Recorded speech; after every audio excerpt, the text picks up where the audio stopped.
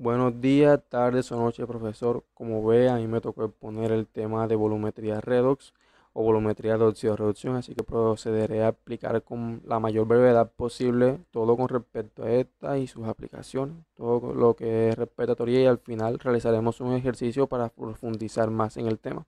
Así que empezamos. Una valoración redox se basa en la reacción oxidorreducción entre el analito y el valorante, es decir, que son aquellas valoraciones en las que la reacción en el que la reacción tiene lugar un analito y un valorante por transferencia de electrones, dado que una sustancia gana electrones y simultáneamente la otra los pierde. La sustancia que gana electrones se reduce, disminuye su estado de oxidación y por tanto es un agente oxidante.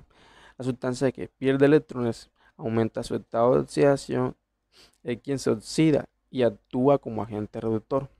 Aquí vemos tres definiciones de oxidorreducción. Como vemos en la oxidación, cuando hay oxidación hay ganancia de oxígeno y mientras que en la reducción hay pérdida. También vemos que cuando hay oxidación hay pérdida de hidrógeno, mientras que en la reducción hay ganancia de hidrógeno. O también se podría definir esto como la pérdida o ganancia de protones. Y al final podemos ver que mientras que en la oxidación hay pérdida de electrones, en la reducción hay ganancia de electrones. Continuamos, aquí vemos una reacción redox. Vemos que está constituida por una semireacción de oxidación y una semireacción de reducción. Las reacciones redox son reacciones químicas que se llevan a efecto por transferencia de electrones. Están constituidas por una semireacción de oxidación y una semireacción de reducción. La sustancia oxidante actúa como agente oxidante, lo que quiere decir que acepta electrones y se reduce. Y la sustancia reductora actúa como agente reductor, lo que quiere decir que acepta electrones y se oxida. Era lo que hablábamos al principio cuando explicábamos qué es la volumetría redox. Y existen potenciales de celda o potenciales de electrones reductores u oxidantes. Con respecto a los reductores, este potencial es igual al peso molecular sobre el número de electrones cedidos. Y con respecto a los oxidantes, esto es igual al peso molecular sobre el número de electrones ganados. Hablando un poco de los valorantes, tenemos que también tenerlo muy en cuenta. Explicaremos primero qué es un valorante y aquí en pantalla vemos cuáles son los valorantes más usados en las volumetrías redox y respectivamente las volumetrías en las que se usan, la cual no vamos a profundizar mucho en ellas porque son tema de otras exposiciones. Proseguimos. La elección de los agentes valorantes debe ser adecuada para ser empleada en los métodos volumétricos de oxidorreducción. No puede ser algo trivial, tiene que ser algo preciso. Cuando se empieza a efectuar una valoración dada, el agente valorante debe cumplir ciertos requisitos. Así que veremos los tipos de agentes valorantes, los requisitos que debe cumplir para que la reacción redox sea eficiente. Empezamos con que tiene que ser completa. Cuando el oxidante o el reductor ha de ser bastante fuerte, se basa en que cuando el oxidante o el reductor han de ser bastante fuerte para que la reacción con el analito sea completa. Está la única es que cuando el oxidante o el reductor no han de ser tan enérgicos que puedan reaccionar con cualquiera de los componentes de la solución que se valora, excepto con el analito. Algunos oxidantes son muy fuertes que pueden atacar directamente al solvente, que generalmente es agua, para que el salto en la cercanía del punto, el punto equivalente esté definido por la diferencia de potenciales. Está la rápida, que cuando en la reacción debe ocurrir a una velocidad conveniente. En las reacciones redox son en general lentas, por lo que debe trabajarse en caliente o en presencia de catalizadores para aumentar la velocidad de la reacción. Y el punto final, que se debe disponer de una técnica que permita determinar cuándo la reacción entre el analito y el agente valorante se ha completado.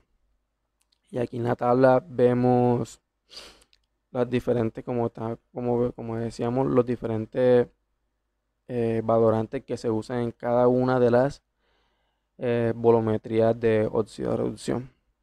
Proseguimos. El número de oxidación corresponde al número que representa el grado de oxidación y se deduce asignando el número al átomo o a los átomos centrales de la molécula. antes y después de haber tenido lugar el intercambio de electrones. Esto no es más que la definición para el número con el que balanceamos las ecuaciones redox. Como vemos aquí presenciamos un ejemplo, el ejemplo más usado, que es el del cloro y el del hierro 2, cuando uno se oxida y cuando el otro se reduce.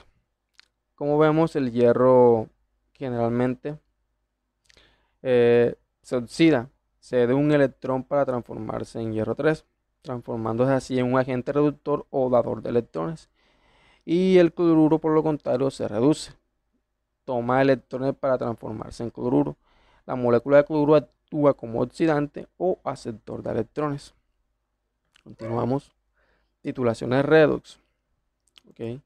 Las titulaciones redox no son más que están basadas en la reacción recíproca entre agentes oxidantes y agentes reductores. Se emplean disoluciones valoradas de sustancias oxidantes o reductoras para la determinación de agentes reductores u oxidantes respectivamente. El fundamento de los métodos redox no es más que la utilización cuantitativa de la transferencia de electrones que tiene lugar cuando reacciona un oxidante con un reductor o viceversa, que ya veníamos explicando con anterioridad.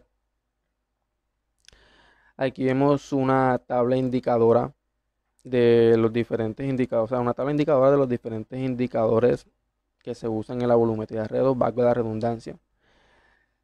Como vemos, siempre empezamos con el estado oxidado, que es en el cual nos encontramos, y llegamos al estado reducido. También se podría usar la misma reacción o viceversa cuando presenciemos el cambio de color incoloro al estado oxidado, que podría ser rojo, azul, violeta o los diferentes que se encuentran en la tabla. Quiere decir que hemos llegado al punto final de la reacción. Un indicador redox no es más que un compuesto que cambia de color cuando pasa de su forma oxidada a su forma reducida. Seguimos. Indicadores. Están los generales, que por lo general son los que cambian conforme al potencial de celda, poseen propiedades redox, obviamente. Están los específicos, que reaccionan de forma específica con alguna especie que interviene en la reacción redox. Y los potenciométricos, que miden el potencial durante la valoración. Y finalizamos con la clasificación de volumetrías. Está la permanganometría, la dicromatometría y las iodometrías y iodometrías. Pero de estas no hablaremos mucho, sino sus aplicaciones más que todo, porque son temas de otras exposiciones. En la permanganometría se usa la determinación de hierro, se usa para la determinación de hierro, la determinación de oxalato o calcio y la determinación de arsénico. La dicromatometría se usa para la determinación de hierro, determinación de uranio y la determinación de sodio, mientras que la iodometría se usa para la determinación de hierro y otros usos más específicos. Y también podemos recalcar o anexar que se usa como indicador el almidón, ya que es el único que presenta un cambio de color en el caso de la iodometría. Muy bien, ahora procedemos a aplicar el ejercicio de volumetría redox. El enunciado nos dice que deseamos determinar la composición de una mezcla de sulfato de hierro 2 y sulfato de sodio. Para ello se pesan 6 gramos de la mezcla, se disuelve en agua, se acidifica la disolución con ácido sulfúrico y se evapora con una solución 0.15 molares de permanganato de potasio, siendo necesarios 21 ml para alcanzar el punto final.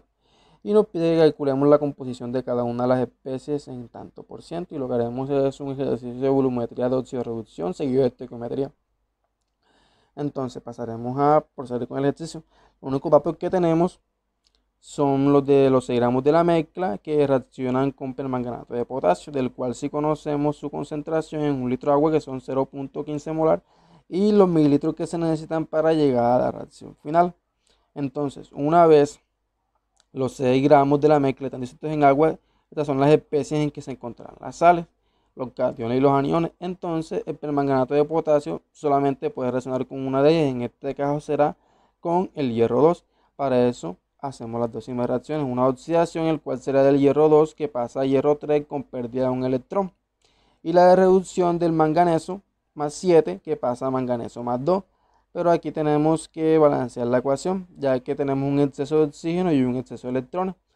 Con el exceso de electrones agregamos 5 electrones de este lado, del lado izquierdo, para balancear los electrones con respecto al manganeso 7 del manganeso del lado derecho. Y tenemos un exceso de oxígeno, pero el exceso de oxígeno se arregla con moléculas de agua. Tanto oxígeno ahí agregaremos moléculas de agua, entonces agregamos 4 moléculas de agua de este lado y entre comillas estaría balanceado, pero ahora tenemos un exceso de hidrógeno, de hidrógeno o protones. Entonces agregamos 8 protones de este lado para balancear respectivamente la ecuación de reducción y planteamos, buscamos un coeficiente para anular los electrones excedentes, ya sea en la reacción, en la semireacción de oxidación o en la semireacción de reducción. En este caso sería en la semireacción de oxidación. Multiplicamos toda la semireacción de oxidación de hierro 2 a hierro más 3 por 5 y se la sumamos a la semireacción de reducción del manganeso, del permanganato de potasio, disculpen. Y nos da como resultado la ecuación iónica o fórmula iónica, donde ya vemos que están reducidos los electrones. Cabe recalcar que estos 8 hidrógenos de aquí se convertirán en la molécula de ácido sulfúrico que necesitaremos para balancear la fórmula global. Entonces pasamos a la fórmula global. Como vemos, aquí están las 8 moléculas de hidrógeno que estaban de excedente o que ya faltaban para balancear la fórmula, expresadas en forma de ácido sulfúrico, que es con el que vamos a acidificar la solución. Y esta es la primera parte, ya que en la segunda multiplicaremos toda la ecuación, toda esta ecuación que está aquí la multiplicaremos por 2 para deshacernos de este coeficiente 2 que está aquí, que resulta un poco engorroso para la ecuación, resultando así en la fórmula global, que con la cual trabajaremos los cálculos estequiométricos. Entonces pasamos a los cálculos estequiométricos debidos y decimos que 21 ml de permanganato de potasio está en 1 litro de agua. Aquí aplicamos el factor estequiométrico para pasar de mililitros a litros, y decimos que 0.15, que en 1 litro hay 0.15 molar de concentración de permanganato de potasio. Y pasamos a los cálculos estequiométricos según la fórmula. Decimos que 10 moles de sulfato de sodio, de sulfato de hierro, reaccionan con 2 moles de permanganato de potasio, el cual podemos ver acá en la fórmula global. 10 moles de sulfato de hierro reaccionan con 2 moles de permanganato de potasio. Seguimos, y este resultado nos dará moles, pero lo necesitamos en gramos, así que buscamos el peso molecular del sulfato de hierro, el cual será 151.8 gramos de sulfato de hierro, y lo dividimos entre 1 mol de sulfato de hierro. Eso nos daría 2.39 gramos de sulfato de hierro, al cual vamos a restar los 6 gramos de la mezcla, lo cual resultaría en los 3.61 gramos de sulfato de sodio, que es el excedente. Ya recordemos que esta reacción se realiza un 100%, entonces solamente tendremos que restar los 2.39 gramos a los 6 gramos totales de la mezcla, y eso nos daría el total de gramos de sulfato de sodio que hay en la reacción. Ya lo último que nos faltaría será calcular el porcentaje. Lo único que tendremos que hacer será dividir los gramos sobre los gramos totales y multiplicarlos por 100. En el caso del sulfato de hierro, dividimos 2.39 gramos de sulfato de hierro entre los gramos totales, que serían 6 por 100. Eso nos daría un total de 39.8% de sulfato de hierro. Y en el caso de sulfato de sodio serían 3.61 entre 6 por 100. Eso nos daría un total de 60.2% de sulfato de sodio. Así termina mi ejercicio.